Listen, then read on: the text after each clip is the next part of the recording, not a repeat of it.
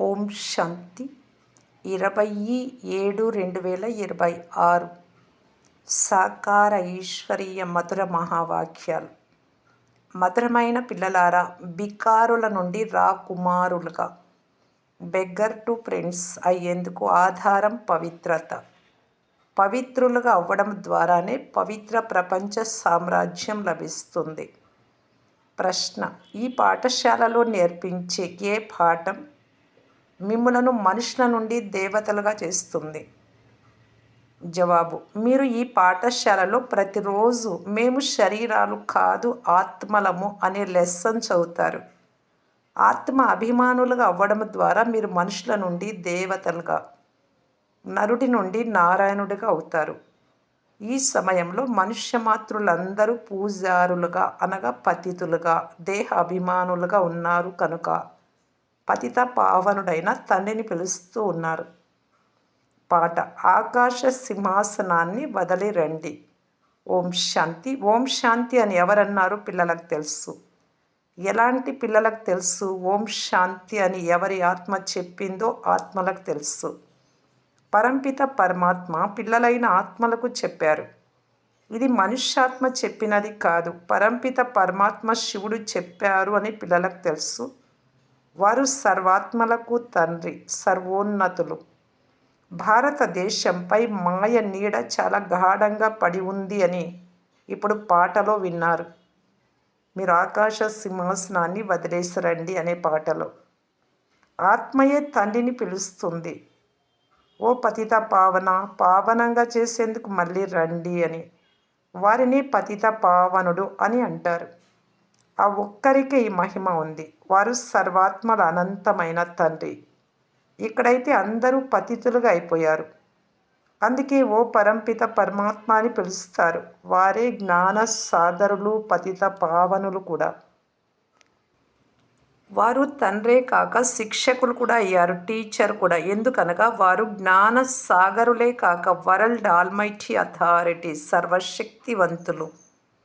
సర్వ వేద శాస్త్రాల గ్రంథాలు మొదలైనవి తెలిసిన వారు.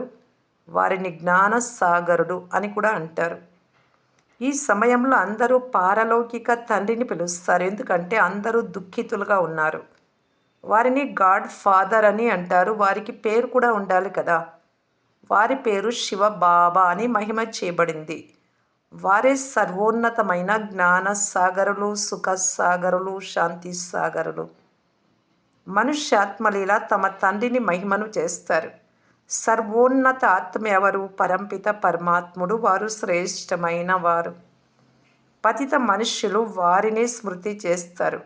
సత్యుగంలో పావన భారతదేశంలో దేవీ దేవతల రాజ్యం ఉన్నప్పుడు పతితులు ఎవ్వరూ ఉండేవారు కాదు. ఇది తమో ప్రధాన ప్రపంచం అనగా ప్రపంచంలో ఉన్న మనుషులందరూ పాపాత్ములు. ఇదే భారతదేశం ఒకప్పుడు పావనంగా ఉండేది. అదే భారతదేశం ఇప్పుడు పతితమైపోయింది. ఇక్కడ కలియుగంలో ఉన్న వారంతా పతితులే, జ్ఞాన సాగరులు. పతిత పావనులైన పరంపిత పరమాత్మ పరంధామం నుండి వచ్చి బ్రహ్మ ద్వారా మనల్ని చదివిస్తున్నారు అని మీకు తెలుసు. అలా చదివించడానికి తండ్రికి కూడా శరీరం తప్పకుండా కావాలి కదా. ఈ విషయాలు ఏ శాస్త్రాలలోనూ లేవు. అథారిటీ అయిన జ్ఞాన సాగరుడే అన్నీ తెలిసినవారు. విష్ణువు నాభి నుండి బ్రహ్మ వచ్చారు అని భారతదేశంలో చిత్రం కూడా చూపుతారు. బ్రహ్మ చేతిలో శాస్త్రాలను ఇచ్చారు. ఇప్పుడు విష్ణువు అన్ని శాస్త్రాల సారాన్ని వినిపించారు. పరంపిత పరమాత్మ జ్ఞాన సాగరులు బ్రహ్మ ద్వారా సర్వశాస్త్రాల సారాన్ని అర్థం చేయిస్తారు. బ్రహ్మ విష్ణు శంకరులకు కూడా తండ్రి రచయిత. బ్రహ్మ విష్ణువులను జ్ఞాన సాగరులు అనరు. శంకరుడి మాట వదిలేయండి. ఇప్పుడు జ్ఞాన సాగరులు ఎవరు? నిరాకారులు. సర్వోన్నతులైన పరమాత్మనే పతిత పావనుడు కూడా. ఈ మహిమ పరంపిత పరమాత్మదే. ఇక్కడ కూడా ఆత్మకే మహిమ ఉంటుంది. ఆత్మనే శరీరం ద్వారా నేను ప్రెసిడెంటు, నేను లాయరు, నేను ఫలానా మినిస్టర్ను అని ఆత్మే అంటుంది. ఆత్మనే శరీరం ద్వారా పదవి తీసుకుంటుంది. నేను ఒక శరీరాన్ని వదిలి మరొకటి తీసుకుంటాను అని శరీరం ద్వారా ఆత్మయే చెప్తుంది. ఈ సమయంలో తండ్రి వచ్చి, పిల్లలారా ఆత్మ అభిమానులుగా అవ్వండి, మీకు ఈ పాఠాన్ని నేర్పించేందుకు మీ తండ్రినైనా నేను పరంధామం నుండి వచ్చాను అని చెప్తారు. ఇది మనుషుల నుండి దేవతలుగా, నరుడి నుండి నారాయణుడిగా, నారి నుండి లక్ష్మిగా తయారయ్యే పాఠశాల. ఓ పరంపిత పరమాత్మ, ఇప్పుడు నిరాకారి ప్రపంచం నుండి సాకారి ప్రపంచానికి మీ రూపాన్ని మార్చుకొని రండి అని ఆత్మలందరూ తండ్రిని పిలుస్తారు. నిరాకార ఆత్మలైన మీరు శరీరంలోకి వచ్చినప్పుడు గర్భంలో ప్రవేశిస్తారు, పునర్జన్మలు తీసుకుంటారు. తండ్రి చెప్తారు, మీరు 84 జన్మలు తీసుకున్నారు, ఒక శరీరాన్ని వదిలి మళ్ళీ గర్భంలోకి వెళ్తారు. ఇలా 84 జన్మలు తీసుకుంటారు. నేను గర్భంలో ప్రవేశించను. భారతీయులు వాస్తవానికి దేవీ దేవతా ధర్మానికి చెందినవారు. వారే మళ్ళీ మెట్లు క్రిందకి దిగుతూ వచ్చారు. క్షత్రియ వర్ణంలో, వైశ్య శూద్ర వర్ణాలలో కళలు తగ్గుతూ వస్తాయి. భారతదేశం 16 కళలు సంపూర్ణంగా ఉండేది. త్రేతాయుగం వచ్చేటప్పటికి 14 కళలుగా అయింది. భారతీయులకు తమ జన్మల గురించి తెలియదు. 84 జన్మలు భారత్ వాసులు మాత్రమే తీసుకుంటారు. వేరే ధర్మం వారు 84 జన్మలు తీసుకోరు, మొదట రారు. మీరిప్పుడు స్వదర్శన చక్రధారులుగా అయ్యారు. ఇది జ్ఞాన విషయం. స్వదర్శన చక్రధారులుగా అవ్వడం వలన మీ జన్మలన్నీ మీరు గుర్తు చేసుకోవడం ద్వారా మీరు స్వర్గానికి చక్రవర్తి మహారాజులుగా అవుతారు. పతితుల నుండి పావనంగా అయ్యేందుకు మేము ఇక్కడికి వచ్చాము అని మీకు బాగా తెలుసు. ఇది పతిత ప్రపంచం. పతిత పావనులు, సర్వుల సద్గతి దాత ఒక్క తండ్రి మాత్రమే. అందరూ ఆ తండ్రినే పిలుస్తారు, తండ్రినే స్మృతి చేస్తారు, కృష్ణుణ్ణి స్మృతి చెయ్యరు. కృష్ణుడు గీతను వినిపించలేదు. గీత సర్వశాస్త్రాల శిరోమణి. భారతదేశం యొక్క గీత ఏ ధర్మశాస్త్రమో ఆది సనాతన దేవి దేవతా ధర్మశాస్త్రం. గీతను ఎవరు గానం చేశారు? రాజయోగాన్ని ఎవరు నేర్పించారు? పరంపిత పరమాత్మ, పతిత పావనుడైన తండ్రి నేర్పించారు. నిరాకారిగా ఉండే మీ ఆత్మ ఇప్పుడు ఈ సాకార శరీరాన్ని ధారణ చేసింది. సాకార మనుషులను భగవంతుడు అని ఎప్పుడు అనరు. సత్యుగంలో లక్ష్మీనారాయణులు ఉన్నప్పటికీ వారిని భగవంతుడు అని అనరు. అది ఒక టైటిల్, బిరుదు. నియమానుసారం భగవంతుడు ఒక్కరే, సృష్టికర్త ఒక్కరే, మిగిలిన వారంతా దేవతలు. ఇది 5000 సంవత్సరాల మాట. అప్పుడే లక్ష్మీనారాయణల రాజ్యం ఉండేది. వీరిని మహారాజా మహారాణులు అని అనేవారు. భగవంతుడు మహారాజుగా మహారాణిగా అవ్వరు. తండ్రి మాత్రమే భారతీయులను అలాంటి దేవీ దేవతలుగా తయారు చేస్తారు. ఇప్పుడు దేవీ దేవతా ధర్మం వారు ఎవ్వరూ లేరు. వీరిని రావణ సంప్రదాయం వారు అని అంటారు. ఎందుకంటే ఇది రావణ రాజ్యం. రావణుడిని ప్రతి సంవత్సరము తగలబెడతారు. ఎందుకంటే ఇతడు పాత శత్రువు. ద్వాపరయుగం నుంచి వికారాలు ఉన్నాయి. వికారాలే రావణుడు అంటే. కానీ ఈ రావణుడి గురించి భారతీయులకు తెలియదు. రావణుడికి 10 తలలను ఎందుకు చూపించారు? శాస్త్రాలలో కూడా దీని వర్ణన లేదు. స్త్రీలో ఉండే 5 వికారాలు, పురుషుల్లో ఉండే 5 వికారాలే 10 తలలు అంటే. ఈ విషయాలను బాగా అర్థం చేసుకోవాలి. మనుష్యులు పూర్తి రాతి బుద్ధి కలవారిగా ఉన్నారు. ఈ లక్ష్మీనారాయణులు మొదలైన వారిని పారస బుద్ధి కలవారు అని అంటారు. పారస్నాథుడు, పారస్నాథినిల రాజ్యం ఉండేది.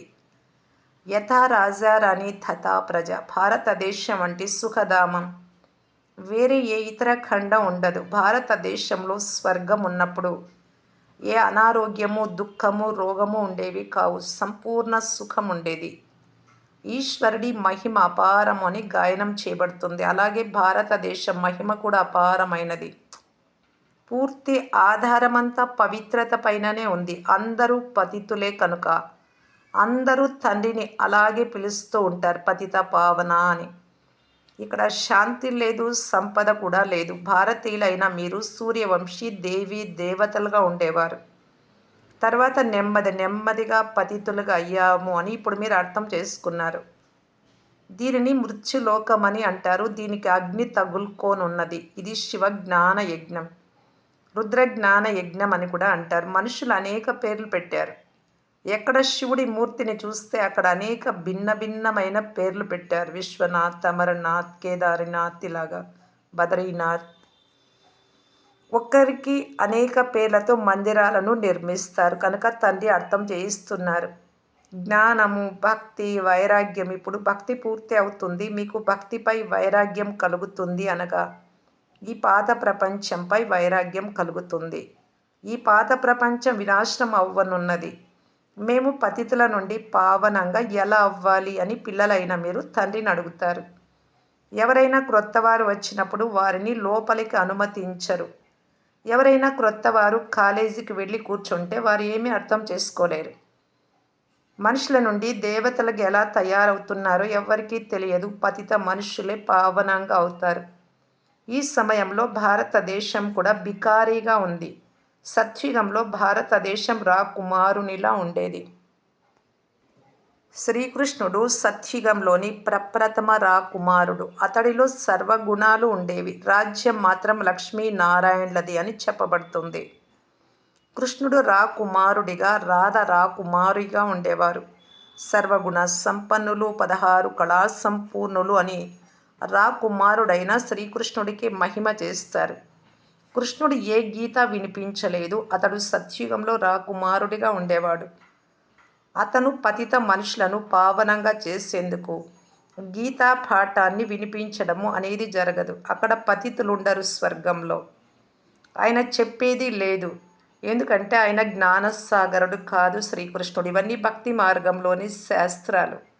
అక్కడ శాస్త్రాలకు ఎంతో మహిమ ఉంటుంది. సత్యుగంలో భక్తి మార్గంలోని ఏ శాస్త్రాలు, చిత్రాలు మొదలైనవేవి ఉండవు. అక్కడ 21 జన్మలకు ఇక్కడ జ్ఞానం విన్నందుకు జ్ఞాన ప్రాలబ్ధం అక్కడ లభిస్తుంది. ఇప్పుడు మీరు మళ్ళీ సత్యుగ రాజ్య భాగ్యాన్ని తీసుకుంటూ ఉన్నారు. భారతీయులు 5000 సంవత్సరాల క్రితం సత్యుగంలో విశ్వరాజ్య అధికారులుగా ఉండేవారు.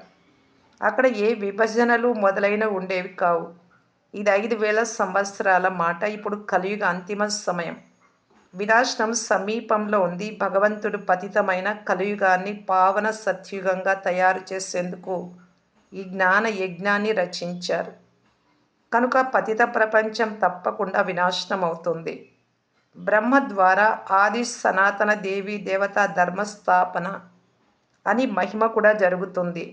దానినే ఇప్పుడు శివబాబా బ్రహ్మ ద్వారా స్థాపన చేయిస్తూ ఉన్నారు. మీరు ఇప్పుడు మనుషుల నుండి దేవతలుగా అవుతున్నారు. పరంపిత పరమాత్మ బ్రహ్మ ద్వారా స్థాపన చేయిస్తారు అని మహిమ కూడా చేస్తారు. ఇతను ప్రజాపిత. అందరూ అతని సంతానమే. బ్రహ్మ ద్వారానే స్వర్గ స్థాపన జరిగింది. నేటికి 5000 సంవత్సరాల క్రితం కూడా మీకు రాజయోగాన్ని నేర్పించేందుకు నేను సంగమ యుగంలో వచ్చాను. వచ్చింది శ్రీకృష్ణుడు కాదు, నేను వచ్చాను అని శివబాబా చెప్తున్నారు. కృష్ణుడు పతిత ప్రపంచంలోకి రాలేడు, తండ్రియే వస్తారు. వారే సర్వులకు సద్గతి దాత. మనుషులు మనుషులకు సద్గతినివ్వలేరు. స్మృతి కూడా అందరూ ఒక్కరినే పరమాత్మనే చేస్తారు. పరంపిత పరమాత్మ ఎక్కడ ఉంటారు? పరంధామంలో ఉంటారు అని మీకు తెలుసు. అది బ్రహ్మ మహాతత్వం. అక్కడ ఆత్మలు మహాత్మల వలె పవిత్రంగా ఉంటాయి.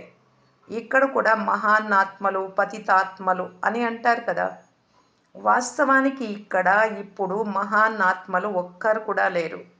ఆత్మయే జ్ఞాన యోగాల ద్వారా పావనంగా సతో ప్రధానంగా కావాలి. నీటి ద్వారా కాదు. ఆత్మయే పతితంగా అయింది. ఆత్మలోనే మలినం చేరుతుంది. ఆత్మనే బంగారు, వెండి, రాగి, ఇనుముగా అవుతుంది. ఇప్పుడు పతితమైన ఆత్మలను పావనంగా ఎవరు తయారు చేయాలి? పరంపిత పరమాత్మ తప్ప మరెవ్వరూ తయారు చేయలేరు. నన్ను ఒక్కరినే స్మృతి చేస్తే మీ పాపాలు భస్మం అవుతాయి అని తండ్రి అర్థం చేయిస్తున్నారు. ఎంత స్మృతి చేస్తారో అంత పతితుల నుండి పావనంగా అవుతారు. శ్రమ అంతా ఇందులోనే ఉంది. ఈ చక్రం ఎలా తిరుగుతుందో, 84 జన్మలు ఎలా తీసుకుంటామో అను జ్ఞానమంతా మీ బుద్ధిలో ఉంది. సత్యుగంలో ఎంత సమయం రాజ్యం నడుస్తుందో 1250 సత్యుగం. త్రేతాయుగం 1250. మరల రావణుడు ఎలా వస్తాడో, రావణుడు ఎవరో ఎవ్వరికీ తెలియదు. ఎప్పటి నుండి రావణుణ్ణి తగలబెడుతూ వస్తున్నారో కూడా తెలియదు. ప్రతి సంవత్సరము కాలుస్తారు, సత్యుగంలో తగలబెట్టరు. ఇప్పుడు ఇది రావణ రాజ్యం. రామరాజ్యాన్ని ఎవరు స్థాపన చేయలేరు. ఇది ఒక్క తండ్రి మాత్రమే చేయగల కార్యం. పతిత మనుషులు చేయలేరు. వారందరూ వినాశనం అయిపోతారు. పతిత ప్రపంచం వినాశనం అవ్వనున్నది. ఓ పతిత పావన రండి అని సత్యుగంలో ఒక్కరు కూడా పిలవరు. అది పావన ప్రపంచం కదా. ఈ లక్ష్మీ నారాయణులను ఇలా స్వర్గానికి అధికారులుగా ఎవరు తయారు చేశారో, మళ్ళీ వీరు 84 జన్మలు ఎలా తీసుకున్నారో ఇప్పుడు మీకు తెలుసు. ఆది సనాతన దేవి దేవతా ధర్మానికి చెందిన వారే 84 జన్మలు తీసుకున్నారు. వారి ఈ సమయంలో శూద్ర వంశీయులుగా అయ్యారు. ఇప్పుడు మళ్ళీ బ్రాహ్మణ వంశీయులుగా అయ్యారు. ఇప్పుడు బ్రాహ్మణులైన మీరు శిఖ పిలక సమానమైన వారు. పిలక పైన చూపిస్తారు, తలపైన అంటే అత్యున్నతమైన స్థితిలో ఉండేవారు అనే దానికి గుర్తు. ఇది ఉన్నతాతి ఉన్నతమైన శిఖ. బ్రహ్మముఖ వంశావళి బ్రాహ్మణ కులభూషణులు. ఇప్పుడు మీరు శివబాబా పిల్లలు, అంతేకాక మనవళ్ళు మనవరాళ్ళు కూడా. మీరు శివ వంశీయులు, బ్రహ్మ కుమారీలుగా అయ్యారు. తాత నుండి శివబాబా నుండి ఆస్తి లభిస్తుంది. తండ్రి చెప్తారు, నిరంతరము నన్ను స్మృతి చెయ్యండి. పావనంగా అయితే మీరు నా వద్దకు ముక్తిధామానికి వస్తారు. కల్పక్రితం ఈ విషయాలను ఎవరు అర్థం చేసుకున్నారో వారే ఇప్పుడు అర్థం చేసుకోగలరు. వారు వేల సంఖ్యలో ఉన్నారు. బీకేలు ఎంతమంది ఉన్నారు అని కొందరు ప్రశ్నిస్తారు. ఒక్కొక్క సంస్థలో ఇంతమంది ఉన్నారు కదా, మీరెందుకు ఇంత తక్కువ అని. చెప్పండి మీరు కూడా ఎంత సంఖ్యలో ఉన్నారు. ఈ దైవీ వృక్షం వృద్ధి చెందుతూ ఉంటుంది. ఇప్పుడు మళ్ళీ ఆది సనాతన దేవి దేవతా ధర్మం అంటుకట్టబడుతూ ఉంది. ఎందుకంటే దేవతా ధర్మం ఇప్పుడు లేనే లేదు. అందరూ తమను తాము హిందువులమని చెప్పుకుంటూ ఉన్నారు. ఇతర ధర్మాలలోకి కన్వర్ట్ అయిపోయారు, పరివర్తన అయిపోయారు. మళ్ళీ అందరూ వచ్చేస్తారు. మళ్ళీ తండ్రి నుండి ఆస్తిని తీసుకుంటారు. అనంతమైన తండ్రి నుండి అనంతమైన వారసత్వం తీసుకునేందుకు, అనగా మనుషుల నుండి దేవతలుగా అయ్యేందుకు మీరు వచ్చారు. మంచిది. మధురాతి మధురమైన అపురూపమైన పిల్లలకు మాతాపిత బాప్ దాదాల ప్రియ స్మృతులు మరియు గుడ్ మార్నింగ్. ఆత్మిక పిల్లలకు ఆత్మిక తండ్రి నమస్తే. ధారణ కొరకు ముఖ్య సారము. ఫస్ట్ పాయింట్, పతితుల నుండి పావనంగా అయ్యేందుకు జ్ఞాన యోగాలలో శక్తిశాలిగా అవ్వాలి. ఆత్మలో ఏర్పడిన మలినాలను, వికారాలను స్మృతి చేసే శ్రమ ద్వారా తొలగించుకోవాలి. సెకండ్ పాయింట్, బ్రహ్మముఖ వంశావళి బ్రాహ్మణులైన మేము శిఖ సమానమైన వారము అనే నశలో ఉండాలి. బ్రాహ్మణులే వారసత్వానికి, స్వర్గ వారసత్వానికి అధికారులు. ఎందుకంటే బ్రాహ్మణులు శివబాబాకు పౌత్రులు. బ్రహ్మబాబా శివబాబాకు బిడ్డ, శివబాబా పిల్లలు మనము. అంటే మనము తండ్రి నుండి మరియు శివబాబా తాత నుండి ఆస్తి తీసుకుంటూ ఉన్నాము అని. వరదానము, తమ శక్తిశాలి వృత్తి ద్వారా పతిత వాయుమండలాన్ని పరివర్తన చేసే మాస్టర్ పతిత భావనీ భవ.